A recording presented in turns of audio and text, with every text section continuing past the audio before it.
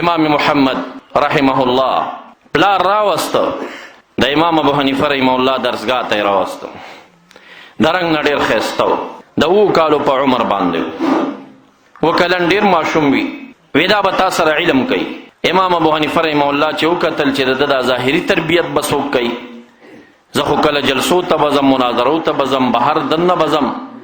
دې مدرسه کې به دا ماشوم کنټرولوي څوک د غټو خلکو سره چې دی وي. پلار ته وایي دا بوزه په ده حفظ وکړه بیا راواله. پلار یې لاړه حافظ ته یې وقف کړ. دې ماشومانو کې داسې ځوانان هم پیدا کېږي چې څنګه حافظ ته کېنو، 2 شپې بعد حافظ پلار راوغوښته وی دی بچي خو دې کمال وکړه، قرآن کریم یې ټول زده کړه. واپس یې راوسته، نه ګرمي واپس یې راوسته کېن. امام ابو حنیفه رحمه الله ورته وایي تا ته ما ونه ویل د باندې حفظ وکړه؟ وی حافظ ته مې کېنو په 7 شپو 7 ورځو کې تمام قرآن کریم په یادو باندې زده کړه. دا ذهنونه یو شان نه دي، ګورې دا معادن دي. دی کې داسې ذهنونه د کینچ والا راځي، داسې ذهنونه خو هغه مونږ او تاسو نه یا د بټۍ په خښتو ځایي شي، یا د یو دیاړۍ باندې ځایي شي، یا هغه مونږ نه چې کوم دی په د انګریزي تعلیماتو ضایع شي. زه دې تنګي ته لاړم، د 14م کلاس یو کالجي و او ګیرۍ ایله بیله راغلي به و، خو داسې عمر کې و. هغه چې کېناستو هغه ما نه یو څو علمي تپوسونه شروع کړل. د الله رب ذوالجلال په ذات یقین وساتئ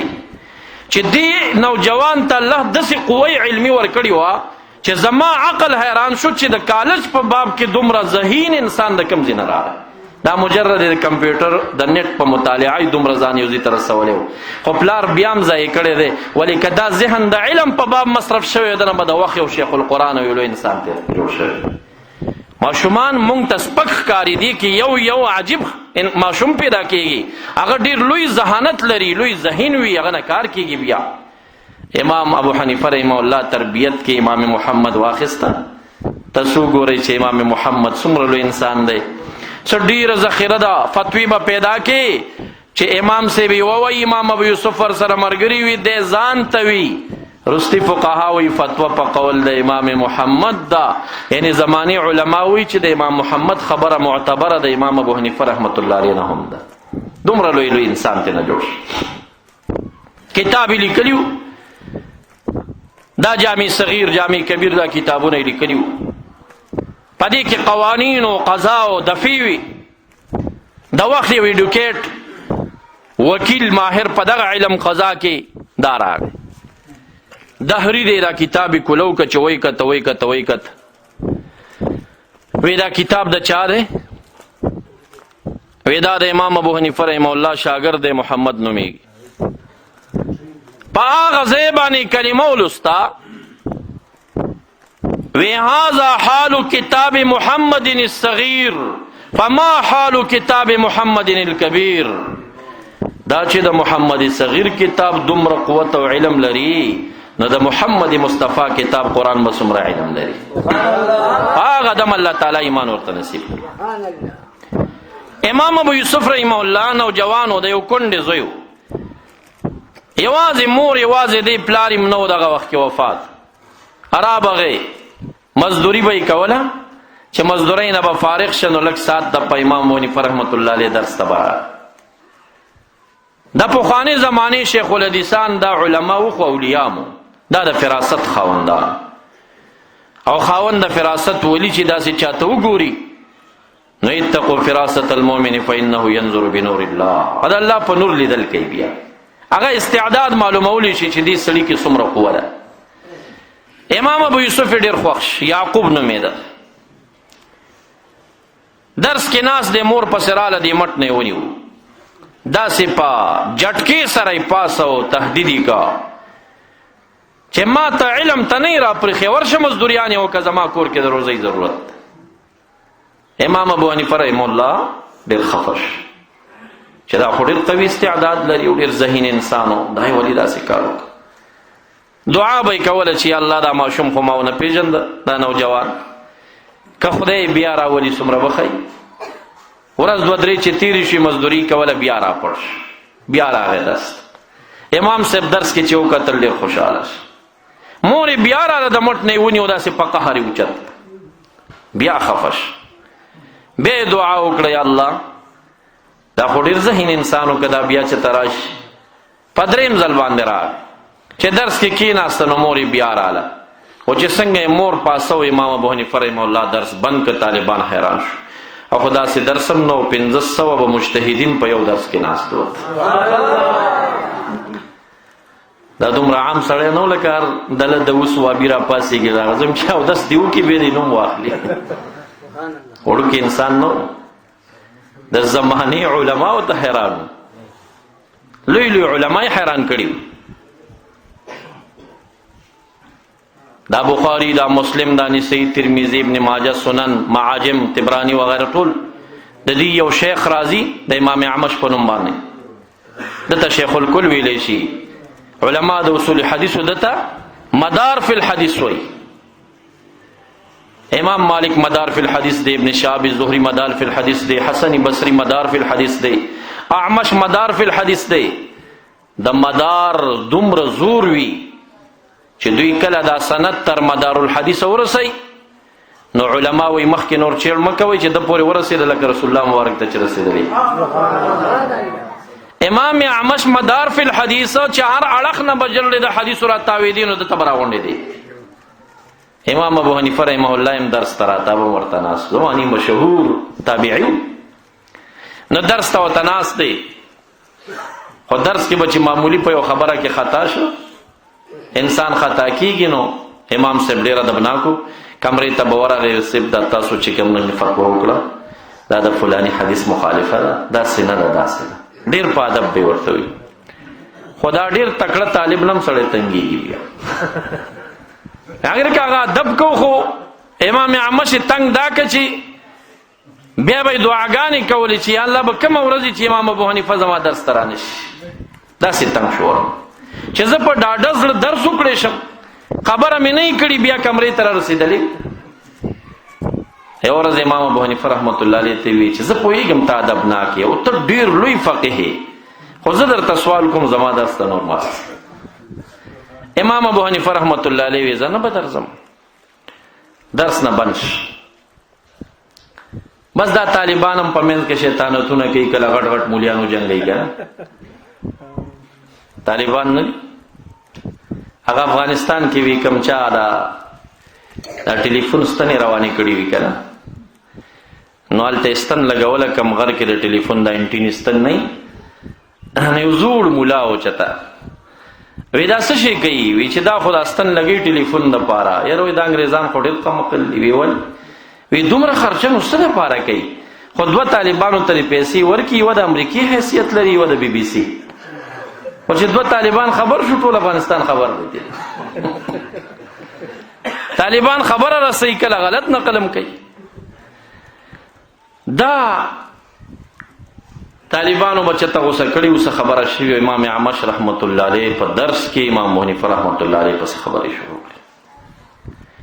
او د زمانې دا لوی مولا چې د مخالف شي دا هم د تکار ګوري بیا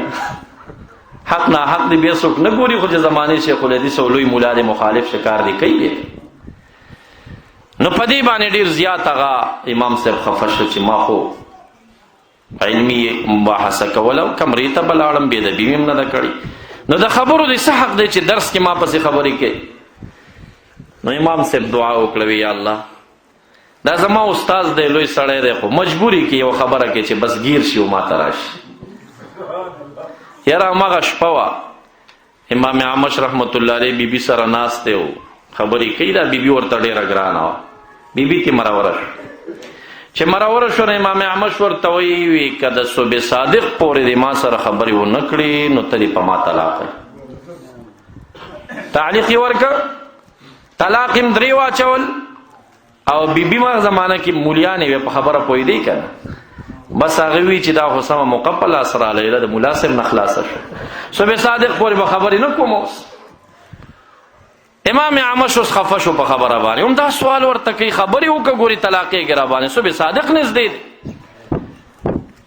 دی وی نه کوم خبرې یوه پیغله لوري و هغې ته یې سوال وکړه چې د مور ته دې ووایه طلاق یې ګرا باندې ګورې ورته خبرې وکړه خبرې نه کوي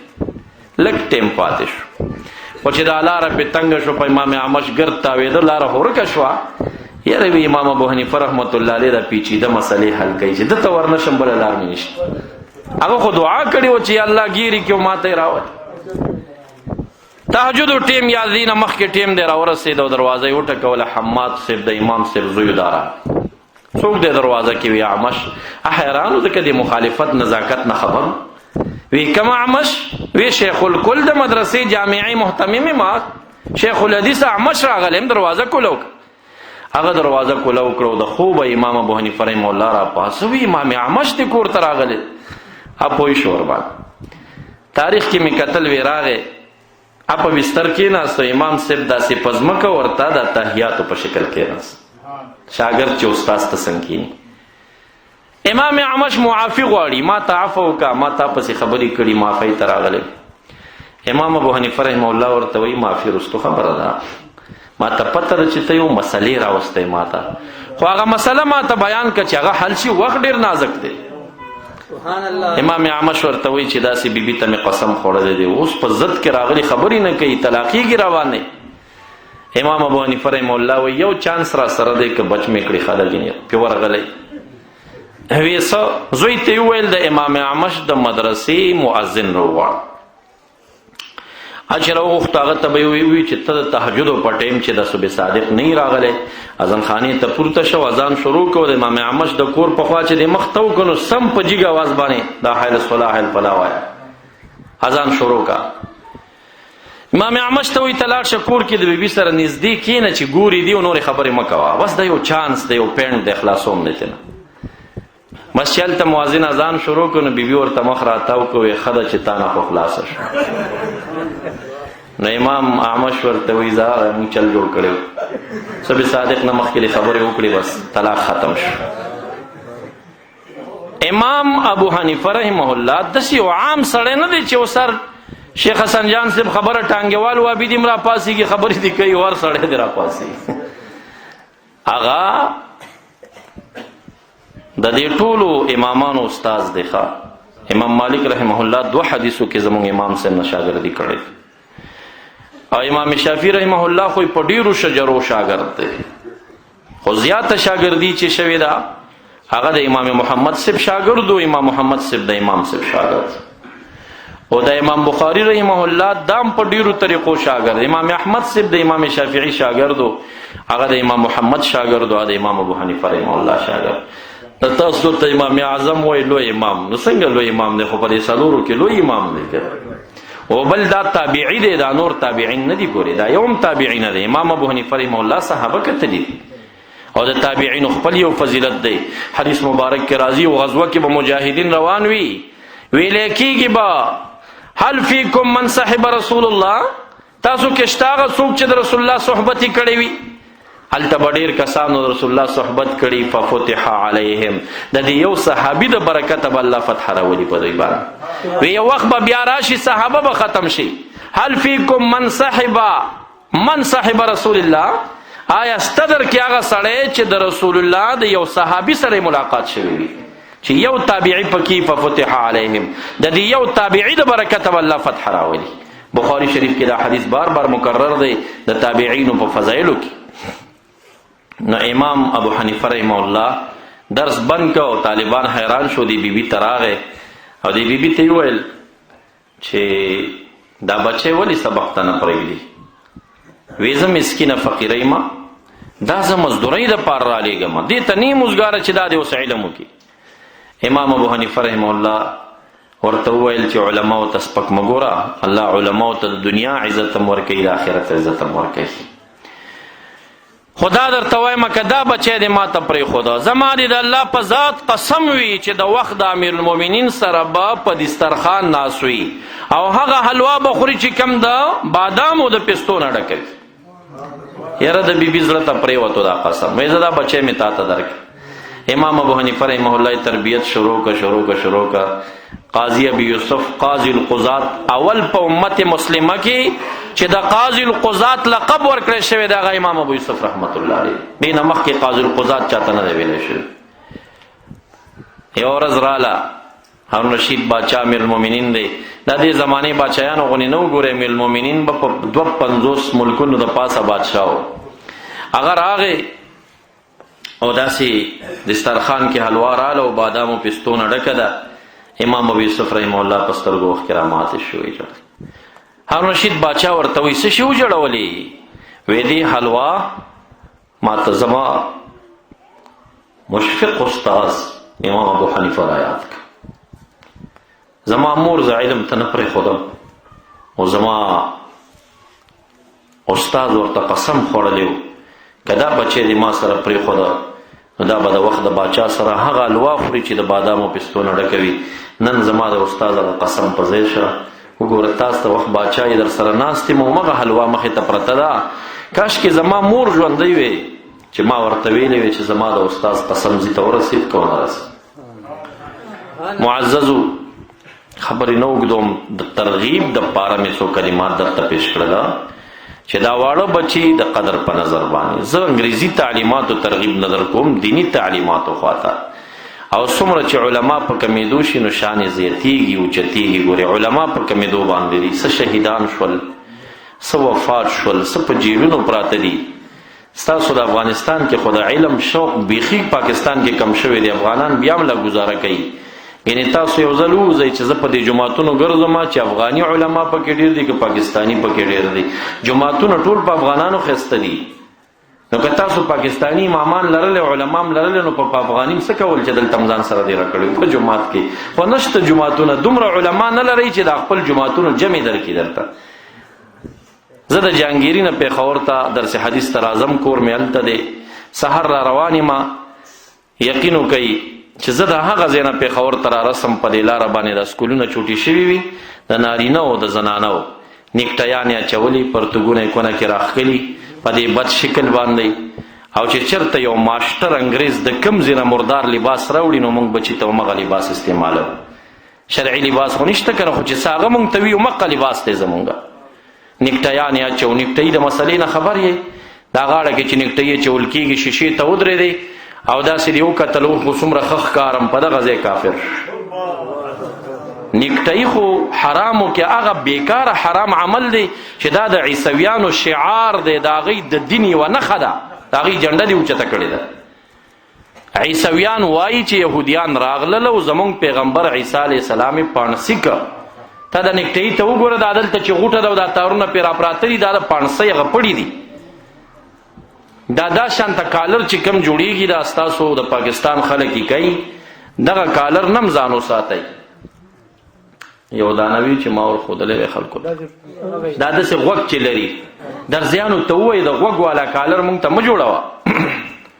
د غوږ والا کالر مه جوړوه، دغه کالر دی. دا چې کله داسې ګوره جمع شي دلته صدف وتړئ دا بیا د نیکټۍ شکل راوړي.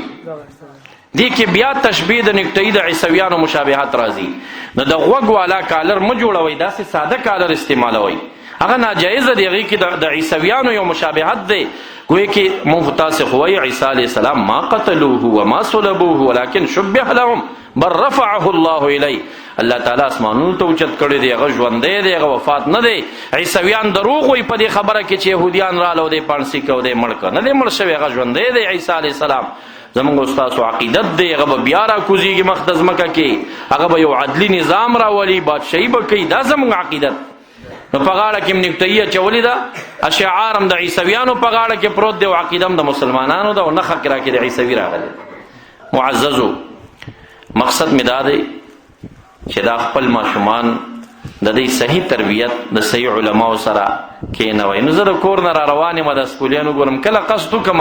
چې راځه دې دومره سفر کې چېرته یو طالب ګورم چې هغه مدرسې ته روان دی، داسې وشي چې د کور نه تر پېښور یو طالب زما په نظر را نشي. اوس پکې عادت شوم، ګنې ما به کله وژړل په دې لاره باندې چې یا الله دا دومره خلک نر او ښځې سکول ته روان دي، یو سړی ما ونه لیده چې قرآن کریم سنې پورې یا کتابونه په لاس کې ادارې د علم ته روان وي. دا اثر برستو بیا ښکاره کیږي چې دا طالبانو علماو دا دور درنه لاړ شي او برستو نسل کې بیا څوک لرئ نه چې هغه تا ته جمع ورکړي. نو مجبور به یې اوس هم همغه دور راغلی دی. میراب پخوا دین موږ د امیانو نه زده کوو، مولا صاحب ورته غلی ناست یې، امي پاسېږي موږ ته دین ښایي. دا زمونږ هغه حال دی که نه. نو دین به اوس مونږ ته امي سړی عوام بیا وایي نه مونږ ته مونځ زده کوو. نو دا مونځ به ته د ملا نه زده کړې که د امي نه؟ مونځ خو ستا زده دی، پلار مور در ښودلی دی، خو که وایي چې غلطي ده خو ملا سره اصلاح که که امي سره خو دا نه اصلاح کېږي. د امیانو خو خپله په منځونو کې ډېرې غلطیانې وي. نو معززو نصیحت کوئ یو بل ته سره، خو د تبلیغ صورت چې هغې تاسې قرآن بیان کوي یا سنت بیان کوي دا د علماو وظیفه ده، دا د عوامو نه ده. عوام د دغې کار کې کوشش نه کوي، په عمل کې دې کوشش وکړي، دی دې په هغې کې مړه نه شي. دغه حافظ صاحب مولانا صاحب چې کوم خدمت کړی دی الله تعالی دې خپل درګاه کې قبول و منظور کړي. او دا واړه واړه ماشومان چې چا د ادارې سره ورکړي دي، زمونږ د ادارې د اهل سنتو مالی ضرورت به لري، خو د مالی نه جاني ډېر لوی ضرورت دی چې تاسو خپل بچي دې ته راولئ. دا لویه قرباني ده ستاسو، او دا د یو استاذ دپاره صدقه جاریه ده، ستاسو لپاره صدقه جاریه ده. الله تعالی دې دا اداره کامیابه کړي. مولانا صاحب ته الله تعالی هغه خدمت اجرونه ورکړي. دا واړه بچیان چې قرآن کریم نه فارغ شوي دي، زبانونه دې الله تعالی په دې کلام کې وچلوي. وما علی الا البلاغ.